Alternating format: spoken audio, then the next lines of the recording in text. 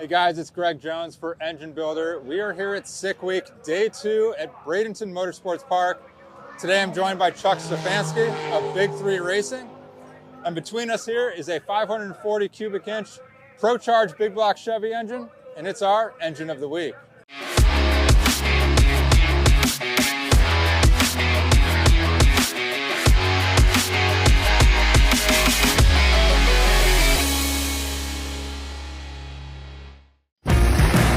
Engine Builder's Engine of the Week is sponsored by Pen Grade 1, L-Ring DOS Original, and NPW. Chuck, thanks so much for giving us a little bit of time. You know, you're fresh off a pass out here at Bradenton, and you ran a pretty good one. Remind us what you just ran. I did a 759 at 100, just over 180 miles an hour, 120 60 foot. Did 148 in the eighth. Awesome. And a 492 or something like that in the eighth. Very, my new personal best.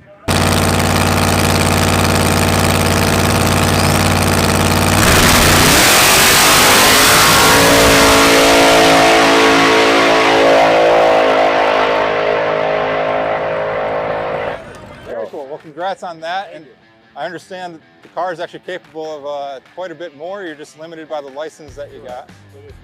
Very good. Yeah, the plan is to go sixes at over 200 miles an hour. I just have to tame it down under 750 this week.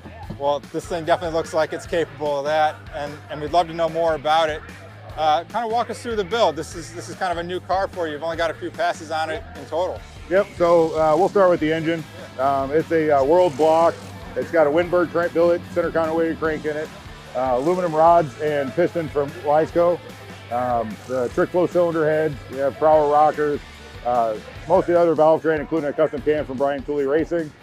Just an Edelbrock intake that I had shear fab, kind of make the upper intercooler and intake plenum for.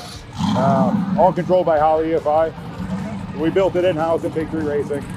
Yeah, that was an F3 112. Making about 23 pounds of boost right now, so not a whole lot, still keeping it tame. Very good. Any specifics about the camshaft that you're willing to share? It is solid roller. I honestly don't remember the specs off the top of my head, but it is a solid roller. We're using BAM lifters in it, Manton push rods, 7/16 push rod.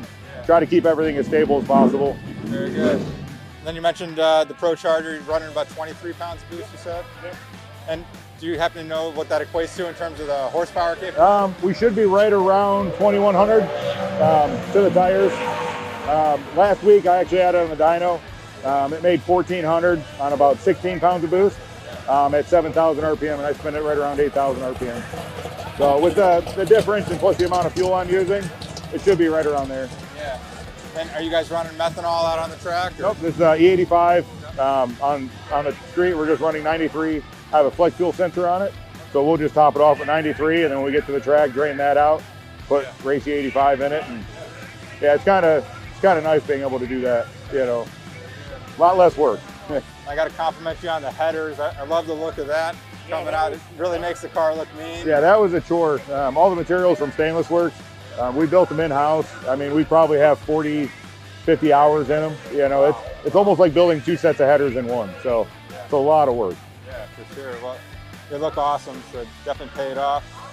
Chuck, anything about the engine in particular that we might be leaving out? Obviously, we can talk a little bit more about the car. Yeah, I mean, really, the engine is a pretty simple, thing, because we wanted to be able to get, one, bring extra parts with us, but head gaskets, all that stuff is readily available, valve cover gaskets. That's kind of why we picked the Big Block Chevrolet. You can go anywhere and get an oil pan gasket. You can go anywhere and get valve cover gaskets, intake gaskets. Very simple to get parts for on the road, because parts break. Very good. Chuck, how about in the rest of the car? You know, what do you got the engine mated to in terms of transmission? So it's a Power Glide transmission.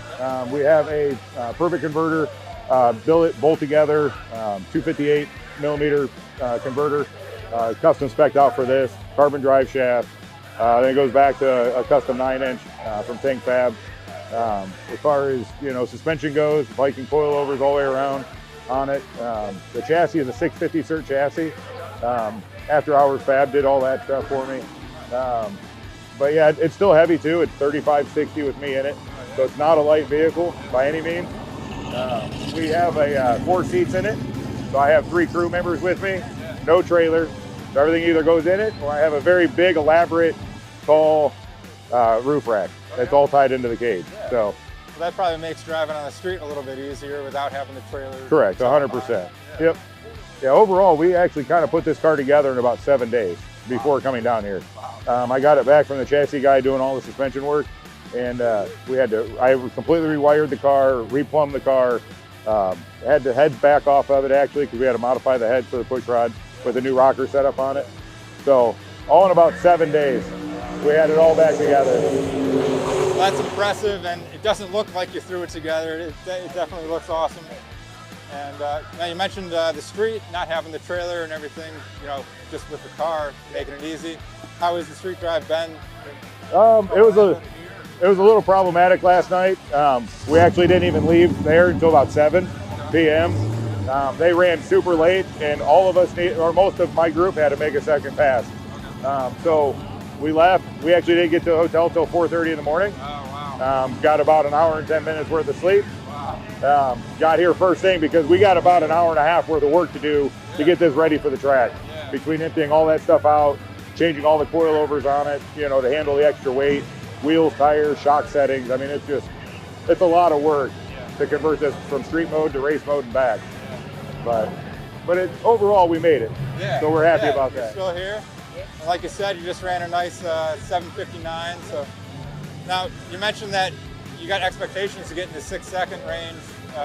You know, what does that look like going forward? You know, what's the future of the car? So really the plan is to maybe even on Friday work on getting my 2 license passes after I get a secured time. Once I get that, I'm from Ohio, so once we get that and the summer comes around or springtime, I can work on actually dialing that in. I might have to lose a little bit of weight on the car, but I think even in this weight, we can get really close to it. If not, I don't mind shedding a few more pounds out of the car. So it's still steel doors and a lot of factory glass in it, so it's pretty hefty. Yeah, very good. Well, Chuck, really appreciate the time. Thanks for telling us about the car and the big block Chevy, and we wish you the best of luck going forward this week. Awesome. Thanks very much. Guys, that's been this episode of Engine of the Week. Make sure you're checking everything out that Chuck and Big 3 Racing do. They do some awesome work. And as always, make sure you're checking out enginebuildermag.com for more great engine content. Thanks for watching. We'll see you next time.